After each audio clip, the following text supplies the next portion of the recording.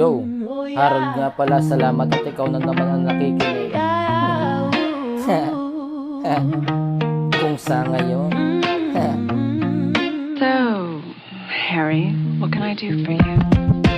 Kung sa ngayon ay naguguluhan ka pa din sa ating sitwasyon, tatapusin ko lang din itong taon na sana'y mabigyan uli ng panibagong pagkakataon. Nang sa ganun ay mabuo uli ang ating naumpisahang relasyon. Nagdududa na ako sa mga kinikilos mo, palayo na sa katulad ko. Di ko na kailangan pang makapagpaligsahan ng dirito lang, lagi mong maaasahan. Lakas mo pang makatanggi, hahanap-hanapin din naman pag sumapit na ang gabi. Maupo ka muna dito sa aking tabi, haba kasama ko paborito kong kape. Di ka na naman kasi mapakali, pabago-bago na naman ang iyong mga atake. Magandang umaga, bumangon at kumilos, di na kahilata. Masisipagan pa lalong lalo na ikaw itong aking pantasya. Papakilala na din kita kay mama at sa buong barkada. Magtiwala ka na lang din sa akin, hindi kita paluluhan. Daming mga babaeng nakilala, gusto na nila ako akinin. Di ko iniisip yon, mas mahalaga ka sa akin, yun ang totoo. At ikaw lang din naman itong ginusto ko. Nasa sayo na yung kung ako'y ipapanalo mo.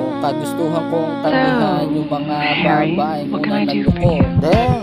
Sa'yo ko lang kayang ibigay ng buo ang pagmamahal kong ito. At di na sadyang malilito panis yung beach mo sa mga ginagawa ng binibini ko. Sinalo lahat ng pana ni Cupido at di agad ako nakagalaw. Hindi nagdalawang isip na sa ibang babae ko ibigay. Sa puso kong naliligaw, agad ko napili at ikaw. Huwag ka lang magsisinungaling, maging tapat ka lang sa akin. Yun ang dapat mong gawin. Kung wala namang sakle ang kapalit, nais ko sa'yong ipabatid. Hindi kita ipagpapalit. Huwag mong iisipin kung sasabi. Umakas ka na habang hawak ko ay manobela.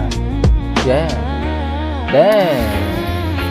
Nararamdaman ko na kung bakit ka nag-iiba. Di ko di naman sinasadya kung nasagi mo puso ko. Di ko din alam kung bakit